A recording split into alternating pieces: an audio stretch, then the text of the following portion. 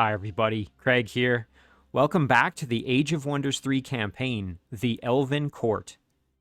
In our last episode, we successfully completed Scenario 4, the Sapphire Archipelago, and of course, to do that, we had to defeat Isabella and capture her throne city. And of course, Isabella was our human rogue opponent, and thankfully, with a combined army of led by Nomlik, our new hero Bormac, as well as Reskar, we were able to capture Isabella's throne city, and it was definitely, perfect timing because we had unfortunately put Sundren in a really dangerous position where she was being threatened by a large number of boats here that would have really, probably killed off the stack and sent Sundren to the void, which would have not been ideal. So, quite frankly, the timing of this couldn't have come any better, and I'm very, very glad we were able to defeat Isabella. Of course, we didn't get to explore the map as much as I would have liked and perhaps maybe go and gain more experience and get more items, but overall, I'm still pretty happy with how this went. Now, before I jump into Scenario 5, I did just want to give a quick shout out to Chaos General, who left a great comment on the last episode. Chaos General had a couple of tips for the upcoming scenario, and I think I'm going to wait until we're actually into the next scenario before I touch on the tips from Chaos General. But I really do appreciate the comment and the little bit of heads up there. I think it's going to make a difference. One thing I'll mention, of course, is that this is the point in the campaign where the storyline is going to split into one of two paths, at least that's my understanding. And of course, given that we made the choice in Scenario 4 to side with Nomlik, our Theocrat, we're going to be following that trajectory, whereas had we sided with Groshak, our Orc Sorcerer, we would have taken a different trajectory. Alright, so let's jump into Scenario 5 and see what comes next.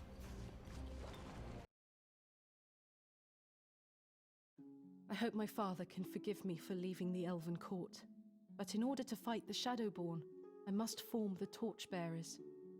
Isabella kept many documents describing Shadowborn missions we assumed to be acts of Commonwealth aggression, even Thanos' assassination. Merlin thinks this evidence was never meant to be written down, and that Isabella was plotting a takeover of the Shadowborn by collecting evidence she could use to blackmail her fellow secret conspirators. Though they use code names, by correlating the events and reports, the evidence is conclusive. Werlak is Shadowborn. Some Shadowborn plots aren't so obvious. They built the shrines to the Frozen Beauty, dedicating it to something called a Shaddai, using artifacts that once belonged to Artica. The shrine to the Scarlet Destroyer uses artifacts from Yakar. Both were wizards sealed behind the last Shadowgate. Their overarching goal appears to be to foment war between the two great powers in the land.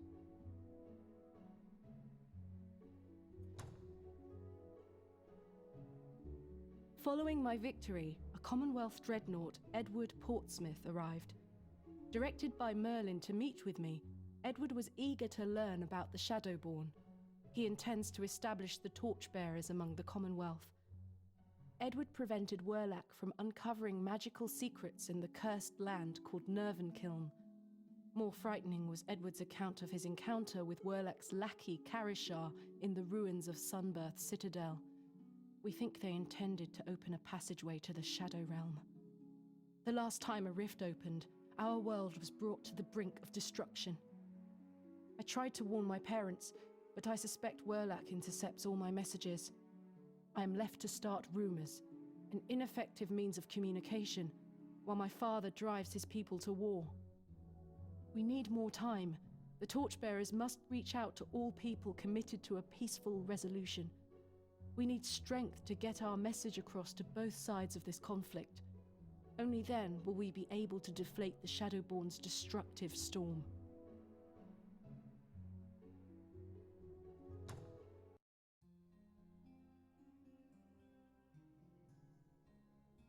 With the Isle secured, the legendary hero Bormac proposes we sail for the Rockwell Mountains to join his kindred that live in seclusion deep underground. The elves and dwarves have in dire times come together. It is time to rekindle the ancient bond of earth and sun, root and leaf.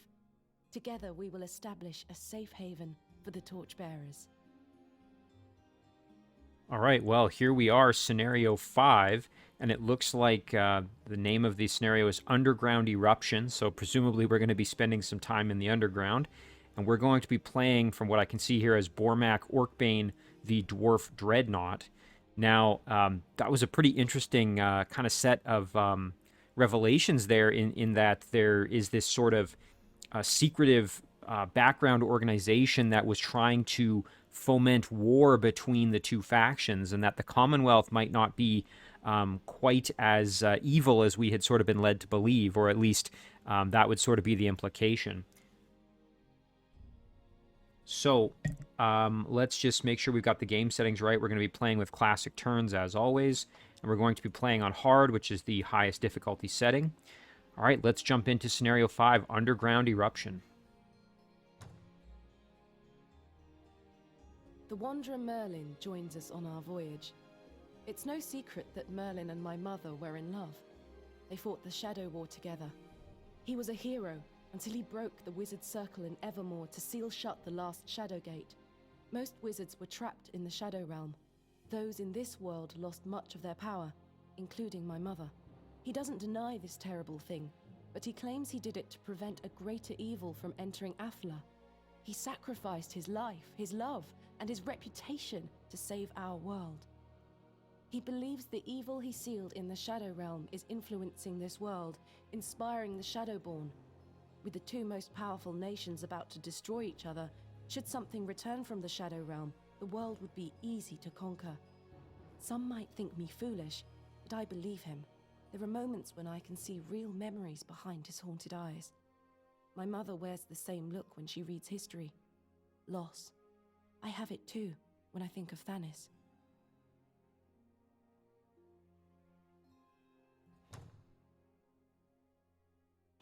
Merlin's presence is but a small comfort as I don the grim face of leadership. We are exposed. Thousands gather around the torchbearers seeking food, healing, and shelter. Already their needs outweigh our capacity to give. If we could conquer these Rockwell Mountains, they would be safe to escape the encroaching war behind its well-fortified slopes. The Dreadnought Edward we met at the Isles gave Bormac his secrets of mana fuel cells to power any new creations the Dwarf may build. We must grow the roots of this new power deep underground before we reach for sunlight. The surface is ruled by a powerful Commonwealth theocrat known as Grimdaughter. There's no doubt she is Shadowborn. Bormac will not tell how she did it, but she is the reason he was captured and brought to Isabella. Bormac is eager to face her. Fate aligns, perfect for retribution and supplying the torchbearers with a home.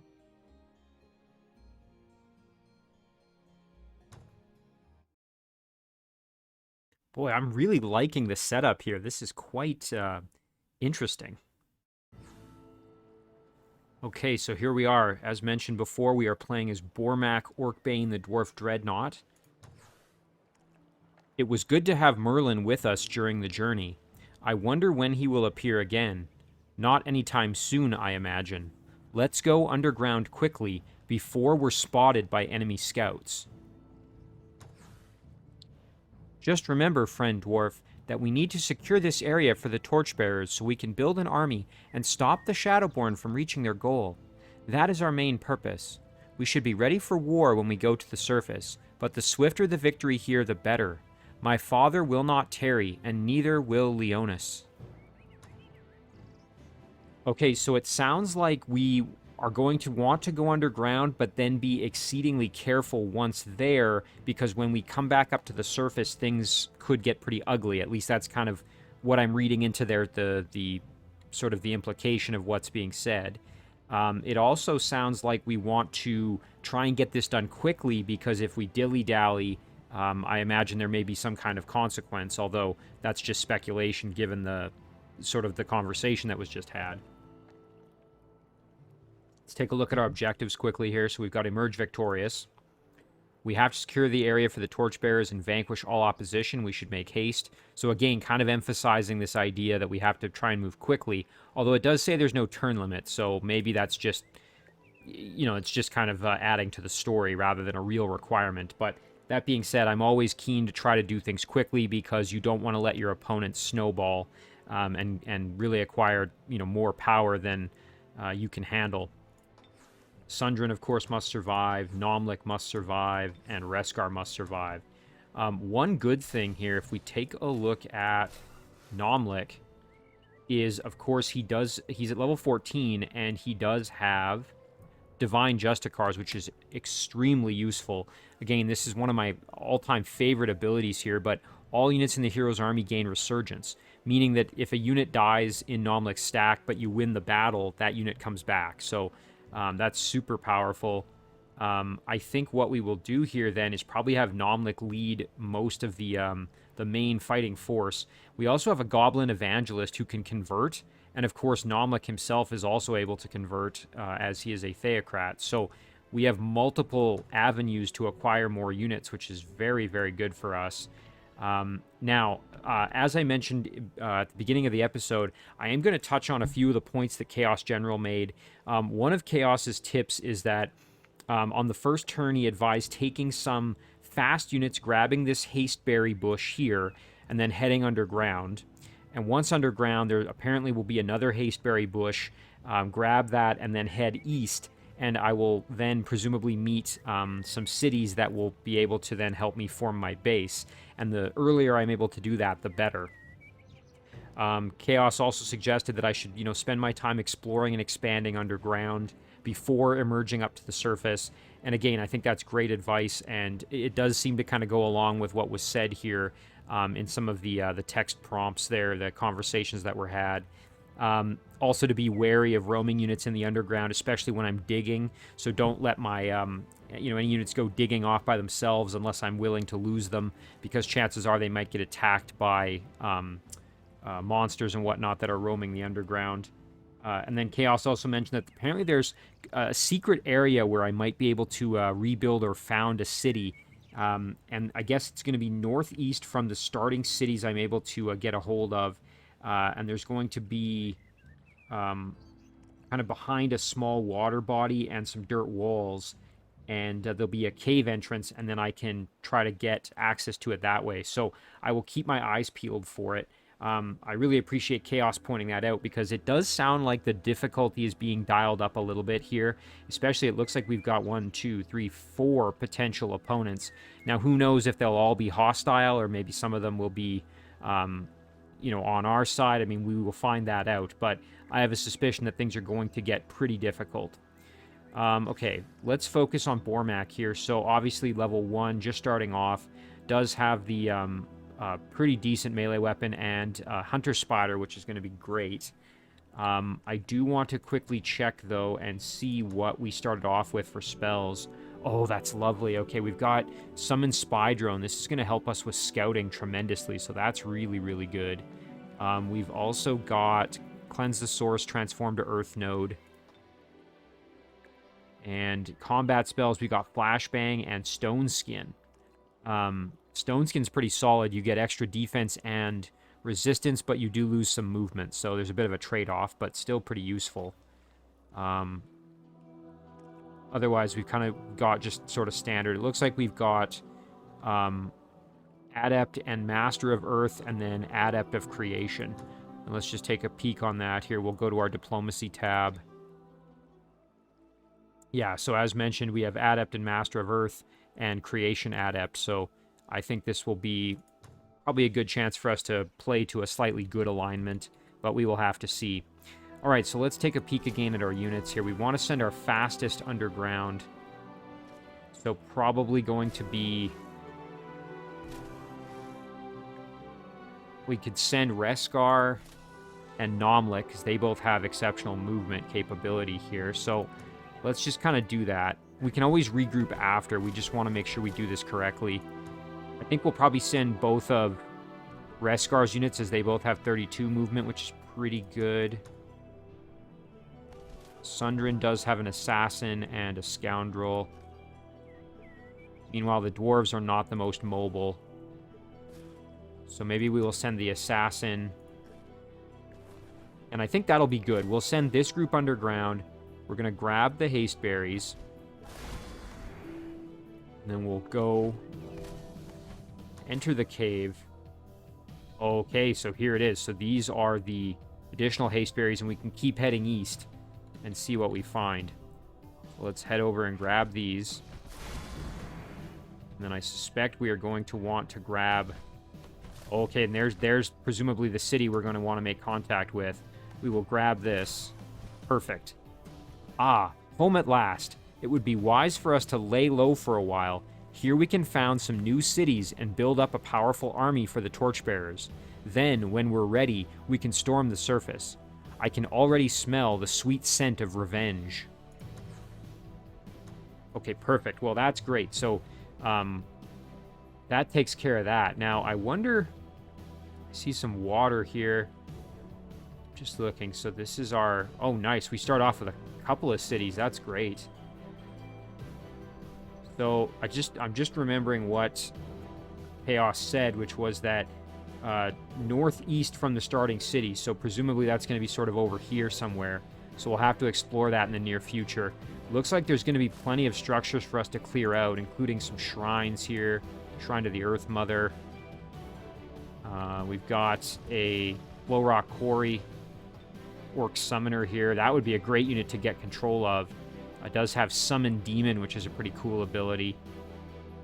Summon creatures survive their summoner but vanish at the end of battle. So, that's pretty cool. They get like a combat summon. They can also get Inflict Curse and Mend Magical Being, both of which could really come in handy, along with Weakening. This is a unit I'm going to try my best to mind control, I think. Yeah, this is wonderful. Okay, so what we're going to do then, back up here, is we might as well just send everybody underground. I mean, there is the potential to explore over here, and what we might even consider doing is just summoning a spy drone to head over here and just see if there's any treasure or anything hidden over there.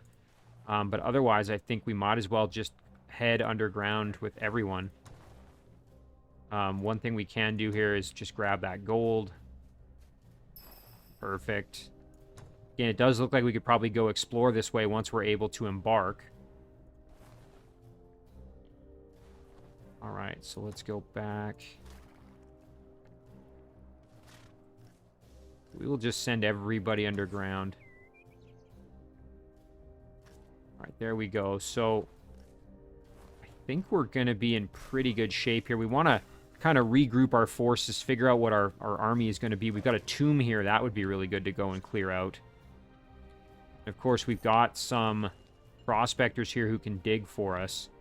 And that's a great way to just gain some extra resources. One thing you do want to be careful of, though, is, if I remember correctly, yeah, the dwarves like dirt cavern walls, as well as rock cavern walls. So if you start digging, you can actually reduce your city happiness if you dig right by your cities. And it looks like we've got a pair of settlers, so we're going to want to find some locations to presumably found new cities, or if we find ruins of old cities, to rebuild them. Let's take a look at our spells here, or research choices, excuse me. Modern warfare training. Machine and archer units that are produced in the Empire cities gain an additional rank. We've got produce engineer. Solid engineering. Refines the engineering process in factories to make armor and machines tougher. Armored and machine units receive +1 defense. I definitely don't mind that. We might need basic seafaring just because it seems like there's quite a bit of water underground here. Stoning is a pretty solid damage ability. Mana fuel cells. This would be a good one. Target-friendly city gains 20 production bonus. I think we'll start with that because getting that extra production bonus in early could really help us with development. So that's what we will start with. All right. Whoops. Oh, and look at this. Depths. Isn't that interesting? Okay, that was a fortuitous accident. I misclicked and that uncovered that there's apparently a third level. We've got depths, we've got underground, and we've got surface. Okay, so I think that's what Chaos was referring to, that there's sort of like a secret area where we might be able to then found a city. So we'll keep our eyes peeled for that. Now, let's figure out where we want to go. So probably head over and start clearing out structures. Maybe we go up to the tomb first. So we'll want to lead with Nomlik for sure. I would like to have this Evangelist in the stack if possible. I think that would be best. I mean, Reskar's definitely strong enough to lead his own army. We just don't really have enough units at this point to... I guess we do, actually, with all of these different dwarves. Yeah, we've got a few up here. Hang on now, we've got a Node Serpent. That would be good to try to get on our side. Although I can't remember if Convert works on nodes, the Magical Origin monster-type units or not. But that would be wonderful if we could get it on our side. Alright. Let's just go back. So, I know I'm spending a lot of time on this, but I think it's important to kind of try to divvy our stacks up pretty well. Another thing we probably want is our main army to have a Prospector just so we can dig. I don't think any of our heroes have the ability to dig currently, so I don't think we have that like little mana drill or whatever it's called. So probably would be best to actually include a Prospector. So what we will do, though, is we will keep moving this army up. Yeah, there we go. So we can head up, we can clear out the tomb, clear out the earth node. And you know what? I will probably keep Reskar with this group. Just, I think that's not a bad idea. Meanwhile, Sundren can lead an army along with Bormac. The only problem, of course, if Bormac is leading the stack, he's only level 1, whereas Sundren does have... Oh, look at this. Okay, we can choose upgrades for her. You know what? We should probably check and make sure that we... Okay, yeah, Reskar, we've already done his. And Nomlik, we've done his as well. Okay, and you know what? That makes sense because Sundren was our leader last time, so we have to kind of re-choose her level ups here. So let's definitely grab Charm. I really like the mind control abilities. Counter Poison, obviously, if she's leading an army would be good. Especially as an elf where we have that little bit of susceptibility. Poison Knowledge also very good if she's leading an army. And we probably will split her off and have her lead her own force. In this case. I think I would like to grab Quick Dash. It's a really good healing spell. Can be used in a pinch. It also restores some movement, as we've seen previously. Shadow Step is really good. Stronger Than Steel is excellent. All units in the army gain armor piercing. Assassins of Kings, you do more damage to heroes, which could be helpful in the right circumstance. Dirty Half Dozen. If we're fighting a Theocrat, this might be good, so I might just grab it. I don't know if we are fighting a Theocrat, but I mean, why not? We might as well take it. Plus, if we raid certain structures, we might be fighting Devout units. We'll take Shadow Step just for the extra movement that allows us, and we will take Assassin's Strike. Obviously a very powerful ability. I really do like Infiltration Squad as well, where all units in the stack gain wall climbing. So we'll take that.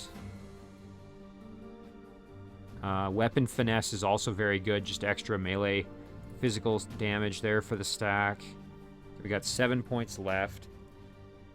Total Awareness isn't bad, you can't get flanked.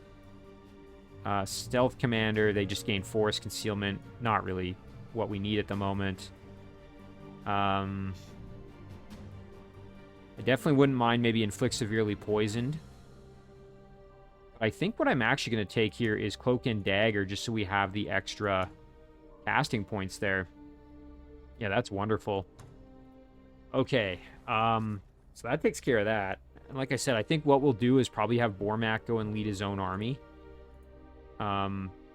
We do have a thing to clear out down there. We can use this group to do that, perhaps.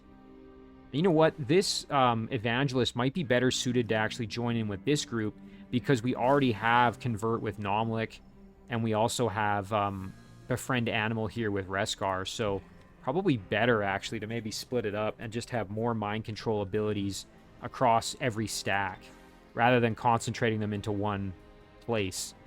Now, as for focusing on production in our cities, I think we will... or what we're going to build, we will focus on production, I guess I should say. So let's do a Builder's Hall.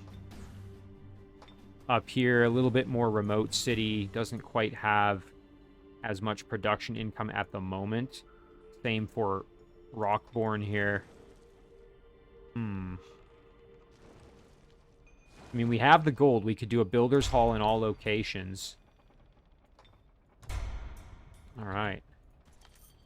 Now, like I said, if I start digging too much, I risk potentially reducing the happiness of these cities as they grow.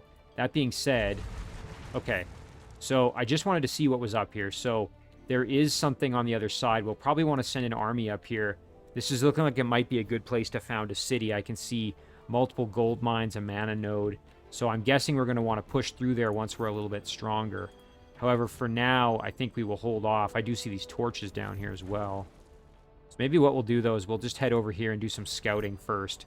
Yeah, we want to get a better idea of what we might be fighting here. An orc husk. An undead. Yeah, it's an undead unit. That's pretty cool. Overwhelmed, tireless, armored. Very cool. Yeah, we'll just try to get a better idea of what is all around us here before we do anything too crazy. Let's head down this way. Yeah, there. Okay. This is very good for us, just getting to see what... Ooh, look at that. There's some hidden gold down there if we can dig through that little wall. And this group I will just send over. Okay, so there is the cave exit. We have to be very, very cautious to wait until we are strong enough to go through there, because obviously, as mentioned, things could get a little hairy if we go through there too early.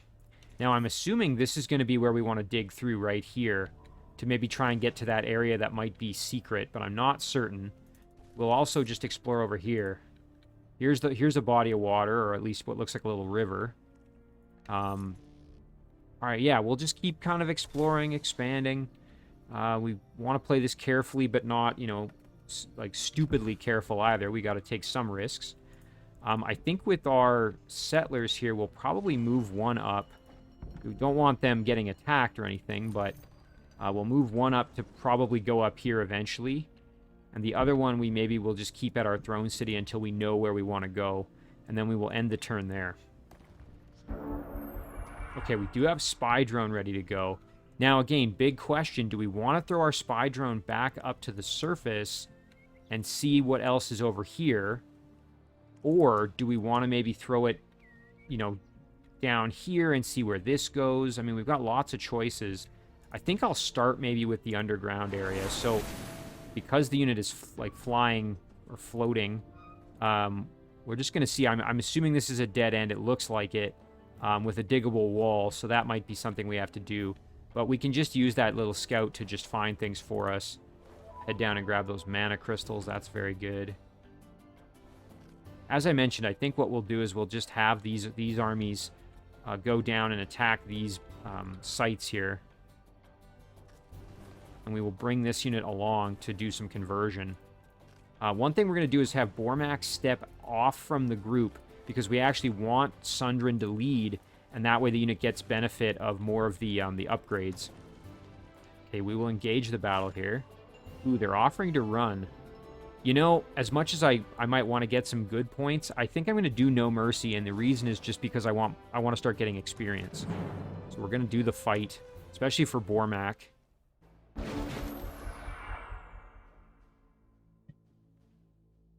I think it would be good for us to level him up.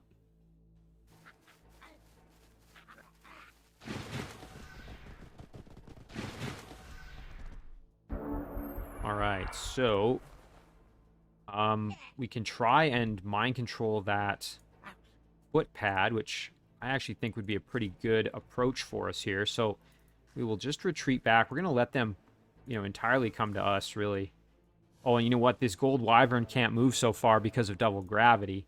So that's actually really good for us. It gives us a chance to, as I said, just let them come a bit closer.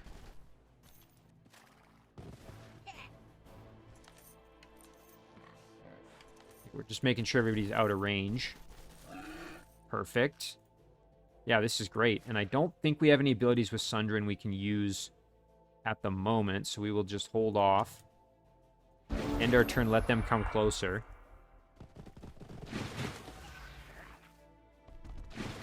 Alright, so we will try for a convert here. I guess I could have done a touch of faith, but oh well.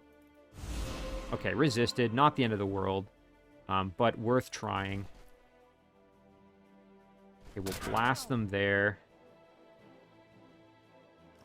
With Bormac, we will go for a web on the boar here. Nice. Okay, that's making things a bit easier. And then we'll probably just start working on the wyvern now. So we will go up here like this. Put some work into him. We can go up and do a defensive strike. Very good. And then we've still got this footpad that needs to die. So I think what we will do is step up here. Do some really good work. And then we can do... Oh, you know what? We could have tried for a charm. I forgot about that. Oh, well. This should be the kill, though. Perfect. End the turn there. Now, I'm a little worried about our Axeman getting beat up, but we can survive that. And thankfully, our Evangelist has healing, which we can then apply. Now, Bormac can just kill this boar. That would be just fine. Alternatively, you know what? We can go over and try to charm it, I think. Let me see. Yeah, okay, we can try that. Let's see. Nice. All right, that's pretty good. So maybe instead what we'll do then is we'll go here with Bormac. We can try and kill the wyvern outright. I want to see, are there any other abilities we can use? Honestly, not really. Is this a flank shot? No, so we might as well do a little bit of damage here then. What, even our crossbowman can do a little bit. And then we can get the finish with Bormac here. Perfect. Alright, nice and easy, and boy is it nice having some healing in the stack. And I'm glad to have that boar with us, just because that's a little bit of extra scouting we can do now. You know what? We will regroup. Alright, and that should be fine. Now, as for this group, as I mentioned, I think what we'll do is we will just head up and go for this tomb. Fortunately, we don't really have a good upfront fighter. That's our only real weakness here. But again, we have Nomlik leading the stack, which means if a unit dies, it's not a problem. Got an Unseeing Eye, and then we've got some Azrak Revenant Riders, an Archer, and a Swordsman. Let's take a look at this Unseeing Eye. Ooh, I like how creepy it looks. Okay, so it's an undead. Has Black Bolts, Weakening, Mind Control Immunity, of course. Is a support unit. Very cool. We should be able to win this without too much trouble. And we can really take advantage, as I said, of Divine Justicars here. Because we have Nomlik leading the stack, we really don't have to worry too much. That being said, I will probably use the Shaman up front a bit more, so I will buff the Shaman a bit here. And then I will throw a Touch of Faith onto the Shaman. All right, and we will hang out kind of up front. Keep the Assassin in reserve. Kind of as needed here. Okay, they are going to start moving. Ooh, and we got hit with that Weaken, which really sucks. It's going to make us way more susceptible to blight damage, especially, which is not good. Ooh, we can call lightning. I'm definitely going to do that. Ooh, look at this. Nice. Good work there. We want to make sure Nomlik stays out of harm's way as much as possible. So I think maybe what we'll do is we will pull him back, throw on a Bestow Iron Heart onto the Assassin, just in case. Like I said, the good news, too, is we do fire damage, which these units are going to be much more heavily susceptible to. Let's go there. Ooh, nice. That's going to be a kill. Excellent work. Oh, and look at that. Okay, we can blast this Unseeing Eye. Nice. Look at that. Just getting criticals galore. This is absolutely fantastic. I might park the Assassin up here in defense mode as well. I suspect the Shaman is probably going to get lit up pretty hard here. Okay, going after Reskar. That's fine. Really? Not going... Okay, that's fine. Shaman doing a good job of holding steady there. The Unseeing Eye, we can definitely just get the kill here. Why don't we just do that? Nice, good level up for the Hunter. You know what? The Assassin can charge in with a Assassin Strike on this Swordsman back here. I don't hate that, to be honest. Let's do it. Nice, good damage. Now for Nomlik, probably be worth dropping a heal on the Shaman, maybe. Or Reskar could do it, I suppose. We might just try and entangle here. Excuse me. Okay, resisted the entangle. Which does make things a little trickier, but not too much trickier. Oh yeah, we can get the kill here with Reskar. Let's do that. Wonderful. Okay, we got the Archer now. Again, Nomlik should be able to just cruise in and blast him pretty good. If we go like this, we can... Oh yeah, that should be enough for the kill, I think. Perfect.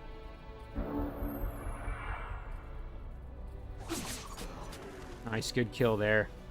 Alright, really good work. Took a little bit of damage, but we should be able to heal that really quickly with all of our healing in this stack. Oh, nice. Okay, a dirty blowpipe and some gold. I will take this, and I'm probably going to give it to our Dwarven hero, because he doesn't really have as many ranged options for attacking. Yeah, all he's got is his musket, so we will give that to Bormac. Yeah, that's wonderful. We're definitely going to have to try and improve our gold situation, but we can work on that here.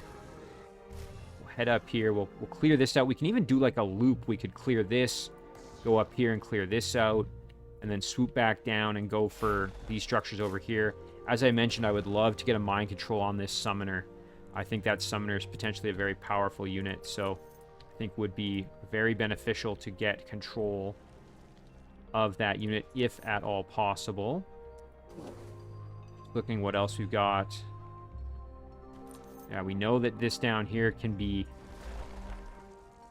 There can be some digging done to get some extra gold. So why don't we actually start that? Might as well go get it, since we know it's there. This little group, I'm going to probably just send them up this way. I don't think there's really much else for them to do down here. I don't want to start trying to clear these out with just my... this little stack. I don't think they're strong enough, so... Yeah, we'll just go up this way. Ooh, look at this. We've got a dire crocodile. We've gotten to see those in action before, and that would be really good to have... maybe get control of with Reskar and his Befriend Animal ability. That's something we can certainly try to do. The Assassin is limiting our movement a little bit in this group, but I'm okay with that. We did get a level up for Reskar, which is very good. Ooh, Call Beast Horde. Now that's a really good spell if we had enough casting points for it. Basically, every turn you get a random wild animal that joins on your team for 7 turns, which is pretty darn good. Oh, and we could get him regrowth as well. All right, well, we will hold our... we will just hold on to our points for next level up, and then we will probably go for regrowth. I think regrowth is such a powerful ability, honestly. I love getting the trolls and war breeds and whatnot that have regrowth. I think it's just extremely powerful. All right, then this group's going to hold steady. Looks like we could go across the water and get some production resources.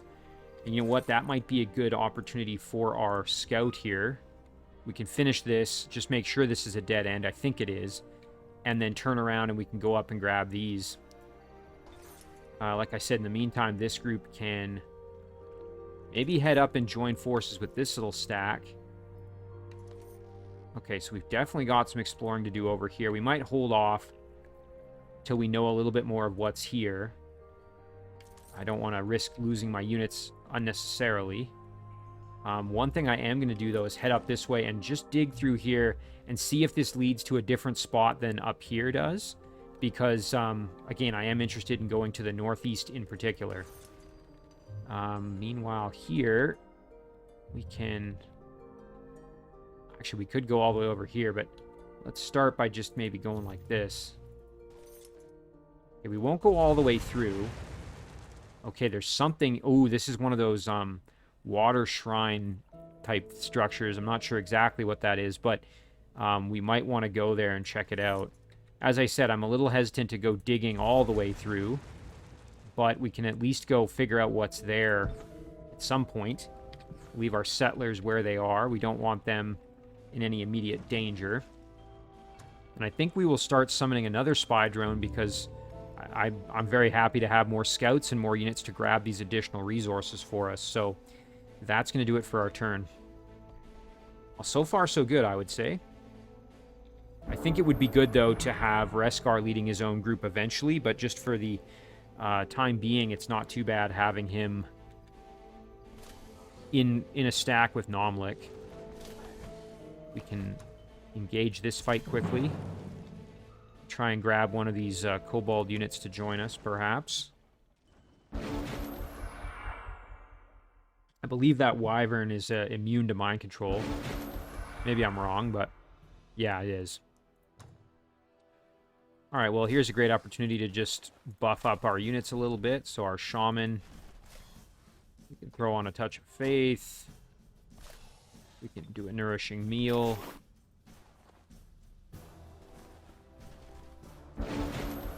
Alright. So we can also do a lightning attack just to start them maybe moving towards us a little bit. I will do a Bestow Iron Heart on the assassin. There we go.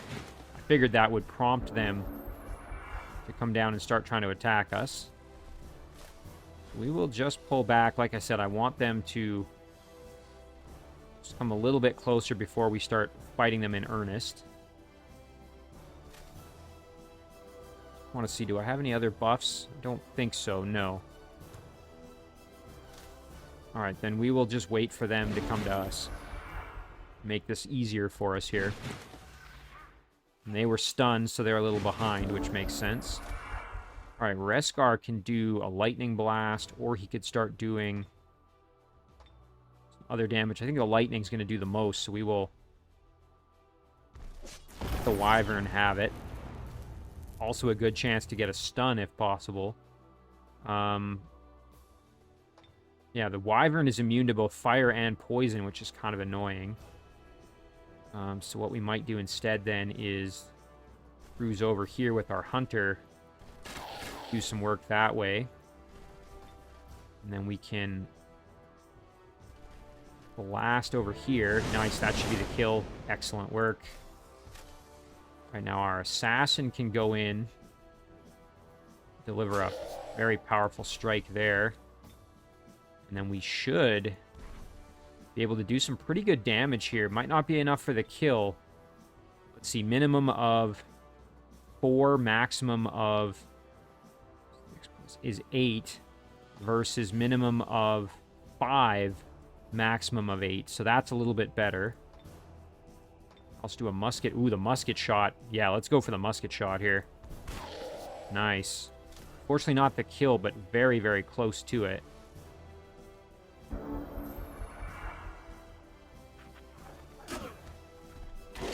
Okay, going after my hero, that's fine with me. We will drop a heal onto Nomlik. Actually, no, we'll heal our assassin. Nomlik can move over and just go for a conversion. There it is. Also, if we can level up that shaman enough, I believe the shaman... I think the shaman gets access to healing. Just double check that. I'm pretty sure it does. Let me just make sure. Yeah, at elite rank it does. That's right. So that would be wonderful to have.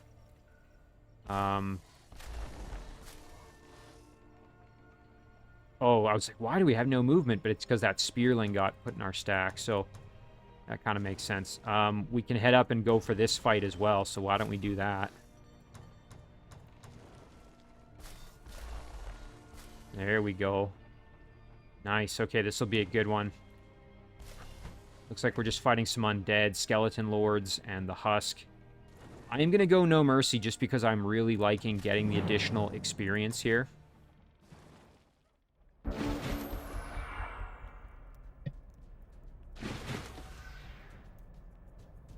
Like I said, getting the shaman leveled up is useful, getting our heroes the additional experience, all of that really, I think, is going to pay us dividends in the future here. I will do the Nourishing Meal on the Assassin. Nomlik is a little bit worse for wear, not too bad, but we will do the Touch of Faith here on the Shaman. Alright, now, I don't know if they're going to come to us. Probably, no, they're not. So what we'll do instead then is just blast them for some damage, and hopefully that will give them the encouragement they need to come and face us in battle. Perhaps not the most exciting strategy, but I think it serves us well in this instance. Okay, so we will just fall back ever so slightly. And let them just come on to us here. Keep moving. Yep, there it is. Alright, perfect. Now we should be able to just blast for some good damage. Do want to be cautious. Obviously, this husk could do some heavy damage. Remember, of course, we have Divine Justicars, so we don't have to be too afraid to get in there, but there's no sense taking too many unnecessary risks. You know what? I'm going to go over here with the Assassin Strike. Nice. Okay, that holds up that Skeleton Lord, so we should be okay there. You know what? If we... I don't want this Hunter getting too far in there, to be honest. Oh, nice, Geff. We have this again. We're going to go like this and hope for some stuns. Oh, wow. We got super lucky there. That's amazing. This just made things a lot easier. Perfect. And then we can get the finish here. Excellent. Boy, that lightning ability is just extremely good. Really good level up there for our assassin. Really good kill. Barely took any damage. A little bit, but nothing too crazy. And now we can just finish off these skeleton lords without having to worry all that much. Or, excuse me, the husk and the skeleton lord, I should say. One thing we will do is step up. Kill the husk there. Yeah, no problem at all. We'll send Reskar over just to drop a big heal here. And then just for the sake of experience, we might as well go in. Go for that entangle. Okay, we didn't get it. That's all right. And then we should be able to, oh yeah, get the finish here. Of course, can't be converted, so...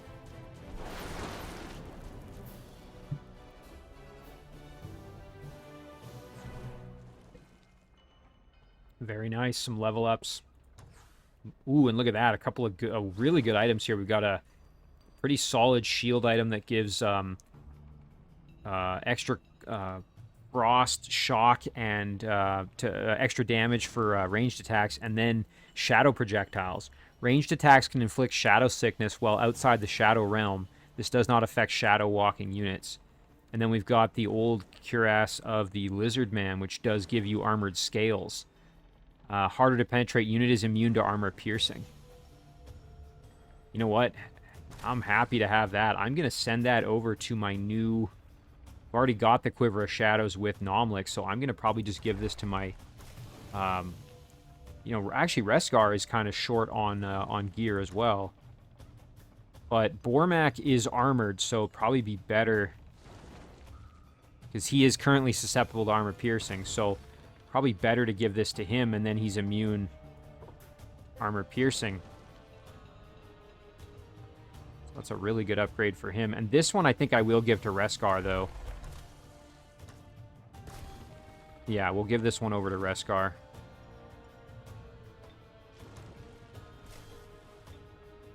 Equip that for when it gets there.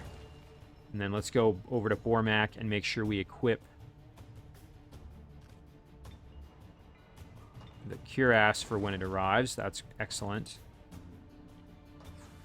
Okay, and his blowpipe is there, so now he's got a little bit more variety in his ranged attacks, which is great. We will dig on through and grab that extra cash. That's wonderful. Okay, and we will keep this group moving over to clear out this gold mine, I think, next. Let's just see now. Like I said, I'm pretty darn sure. Oh, okay, it is not. Oh, yeah, okay, so it is the dead end I thought it was. That's fine. At least we know now, so we'd have to send a unit that can dig over there if we want to explore that further. This little guy is kind of on his own here, but I think this guy might have tunneling. He does. Oh, I kind of forgot about that, actually. You know what? I'm going to send him up to join this group up here because it would be good to have a unit that can tunnel along with this stack if we don't end up using the prospector to be the one to join in. So yeah, let's just kind of head north. There we go. All right, now, like I said, I think we do want to go through here relatively soon. But let's see what else we can... Okay, so we're through there if we want to go in and clear out the Shrine to the Fickle Mermaid, which is currently being guarded by a couple of Kraken. Of course, we need to be able to embark to do that, so we're going to have to research that probably. Some more gold up there. We'll probably go and grab that, and then this fleshes this area out just a little bit better, so now we kind of know what we're dealing with. Looks like another one you can break through here. Don't know if that's connected right here. Okay, no, this is all continuous. Okay, that's good to know. Okay, there's maybe that little body of water, I wonder. Yeah, well, I don't know. We'll have to see, but I'm guessing it's going to probably be over here that we're going to want to look for that potentially kind of secret area. Spy drone. All right, let's see. What were our options for spy drone? Where did we want to kind of go? Just looking around.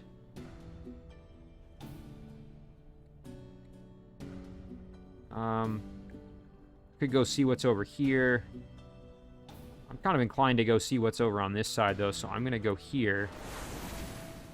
Go down like this, and then... Oh, shoot, I would love to get this unit into the water where it's perhaps going to be a little bit safer. We are running a little bit low on mana, so I may consider... Let's just see, do we have any mana nodes? We do not. They're all already earth nodes, which is good for us.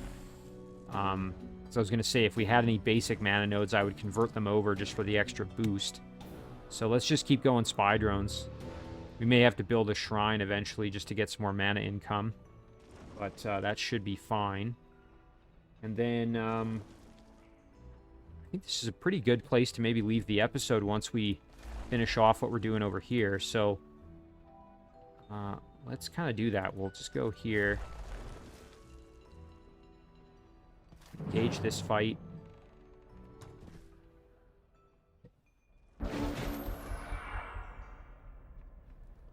This one should be pretty straightforward here. We are going to try probably for a conversion, I think. So the Evangelist can do that. So can Sundren with a charm. Probably go for the Mercenary. It doesn't really matter which one we try, or the Minotaur Bull. Either way. I think I'd probably rather have the Bull, to be honest, but sort of take either one. Not going to be too picky at this point. We will rotate over this way. Make sure we're kind of out of harm's way a little bit. Ouch, that kind of hurt. Jeez. That was not pleasant. Alright, well, let's try and convert the Mercenary if we can. Wonderful. Okay, that makes things a bit easier now. Step up here. Nice. Oh, look at that. Critical with the crossbowman. Just an insta-kill. It's going to make things a touch easier for us now. Alright, so Bormac can go in and just go for the web. I don't hate that, but I also Might be more inclined to just go for damage.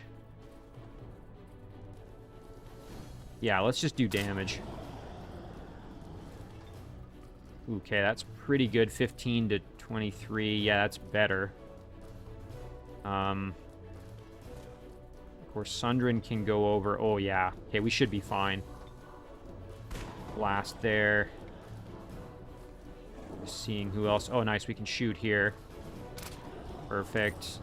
Can always do a defensive strike, but I think with Sundren, we will just get the kill with Assassin Strike here. Excellent. And we got ourselves a new Tier 2 unit out of the deal, which is pretty good. Of course, with each new unit, our upkeep cost keeps rising, so we just have to keep that in mind, but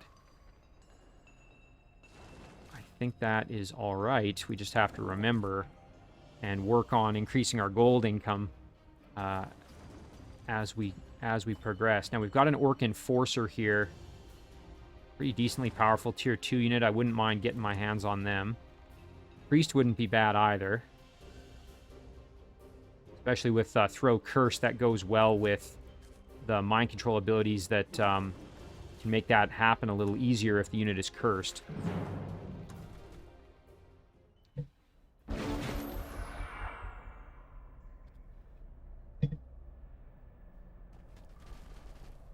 I am going to try... Ooh, there's a curse.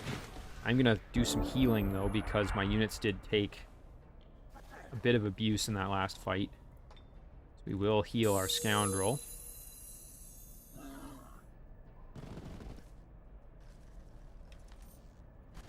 Alright, and then no reason to get aggressive yet. We will let them come to us.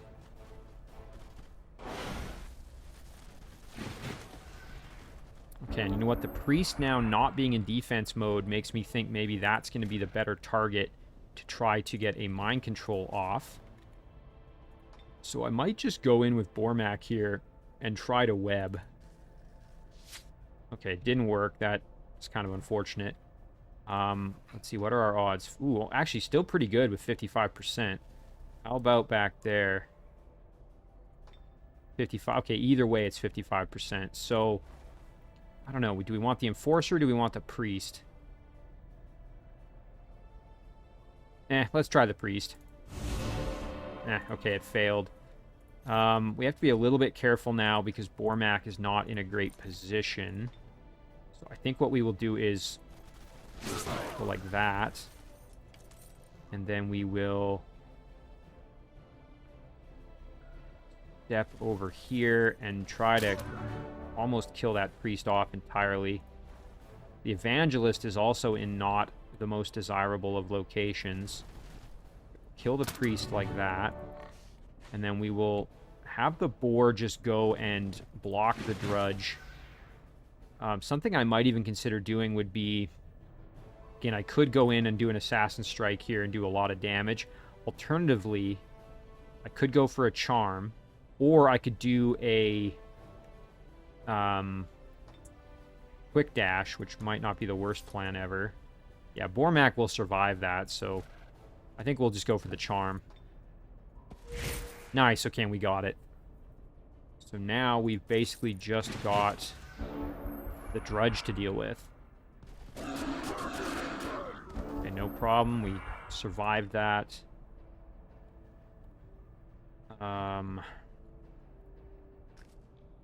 Bormac can just head over, get the kill himself. Before we do that, though, might as well farm a little bit more experience. There we go. And then I think Bormac can just get the kill directly, like that. Perfect. Alright, and a level up for Bormac, which is great. Ooh, Lightning Rod Banner, that's a pretty good one. Imperial Authority, all units in the hero's army gain extra morale.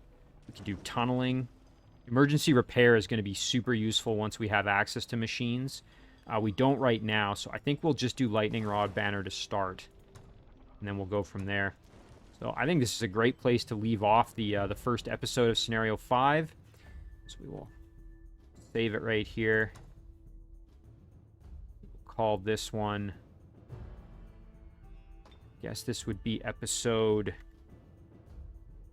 21, I think, of the campaign. So we'll save it there. And as always, guys, thank you very much for watching. I really do appreciate it, and I'll see you in the next one.